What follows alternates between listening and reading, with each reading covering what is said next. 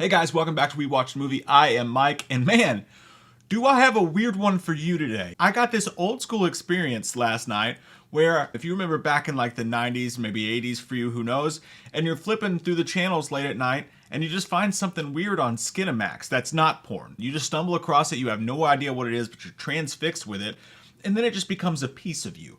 That's how a lot of us used to find movies when we were kids, just waiting for our parents to go to bed and finding something. And for the first time in forever, I got that experience last night a little bit. I was sitting here, I actually had a break for a minute in the craziness, and I just wanted to relax. And I just flipped on Hulu, and I see Mr. Crockett. I was like, that looks weird.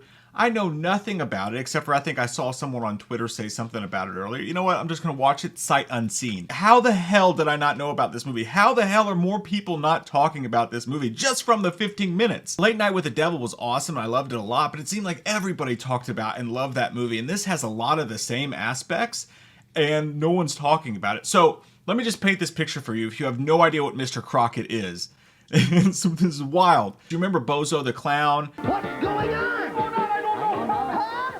Mr. Rogers, Reading Rainbow, all those shows where you just had this, I guess Mr. Bozo not so much because it was a clown, which was sort of scary, but also he was giving everyone toys, so that was awesome and we loved him, at least I did. You have this character who's like the most wholesome, fun, sweet character ever, and as a kid you're just like, man, I want to hang out with that guy. He pays attention to me in ways that my parents never will. And it just makes you feel all warm and fuzzy inside when you watch it.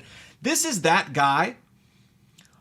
But the difference is that he, from the other side of the TV, listens and pays attention to what's going on in the kids' living rooms. And when the parents are mean to the kids, he comes through the TV and into their world like fucking Samara, and sometimes brutally murder the parents, but always will take the kid with him into his TV world where he lives and plays with the kids on his TV show. But he comes through the TV sometimes with his creatures from his show, which are sort of, you know, there's some levels of Five Nights at Freddy in there for you furry people loving fuckers. To me, it looked like the Ghostbusters toys. You remember the old school Ghostbusters toys from the cartoon where you like to press the tongue and the thing would bite down, or like the toilet monster, like all that stuff, like over the top, just weird creatures.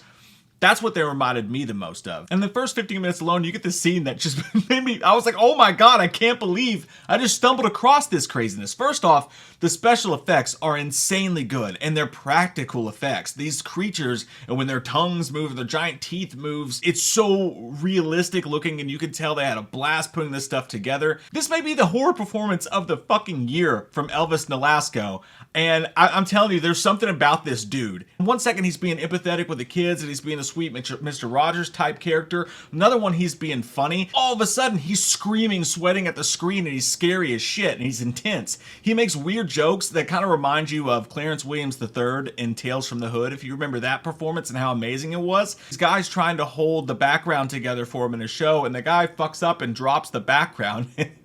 And he's yelling at him. He's like, you get the fuck out of here, you non-rope holding motherfucker. There's other times where he's funny in a way that he's like Chubbs. It may be the horror performance of the year. I shit you not. It's like Brain Scan. You remember Brain Scan and how over the top that character was, or Howie Mandel, who I can't stand, there's something about him, but him in Little Monsters, movies like Stay Tuned, Drop Dead Fred, any of those movies, and maybe that's why I liked and enjoyed this so much. It reminds me of one of those movies where something comes in. We used to be obsessed with that back in the day too, where something larger than life comes into your life and it gives you all these wonderful things, but then there's always another sinister side to it. I don't know what that was all a soliloquy for back in the day, maybe drugs, I don't know, but we used to love that shit. And that's what this movie brings back. This dude comes out of the TV. He's insanely charismatic and also scary as shit and pretty freaky at times. And then there's definitely a sinister side to it. Now, it's not all great. I won't say that. You can see them struggle with the budget in this for sure. In the scenes where everything's going butt nut crazy, and I mean, it does. It goes fucking butt nut. It's mean. Like, it's R-rated for sure. I don't want to say the scenes that happen in it, but there's not a whole lot of scenes that are really gross, but the ones that are intense as hell, and you're like, I can't believe they just did that.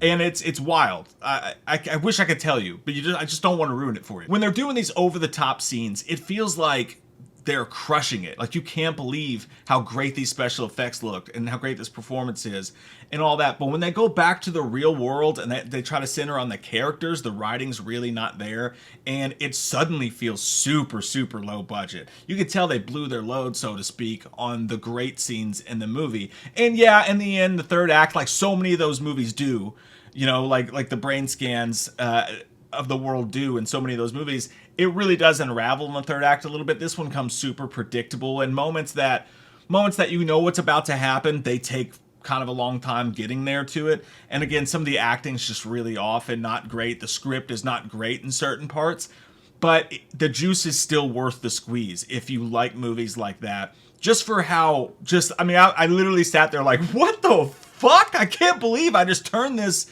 treasure on out of nowhere. It was so intense for a couple of those scenes, and also funny, and also just, man, when it's great, when it's kicking, it's fucking Mountain Dew extreme, you know, when it's working like that. So I definitely think that this, even though it's not perfect as a movie, I end up giving it a 7 out of 10 out of the day. I think that this is something you gotta watch at least the first 15 minutes of this movie. Just watch the first 15 minutes, and if you don't want to continue it, hey, don't. Because the first 15 minutes of this had some fun Freddy Krueger-esque type of just batshit haberdashery that I'm all about.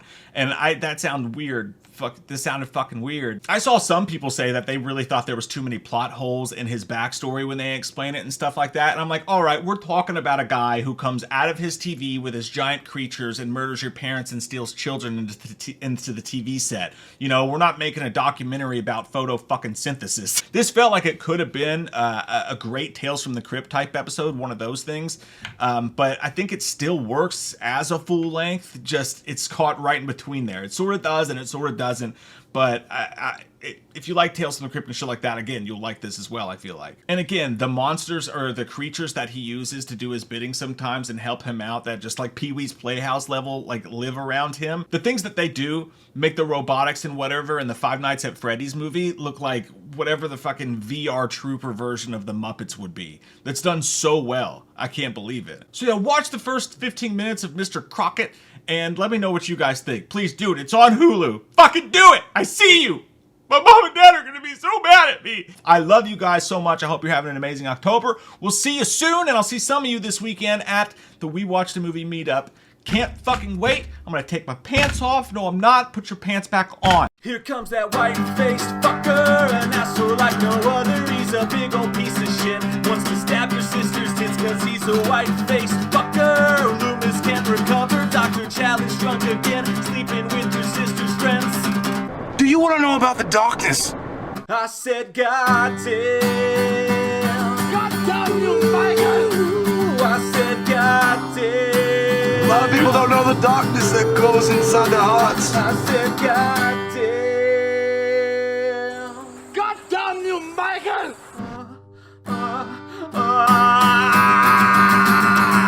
What are you gonna do on October 31st?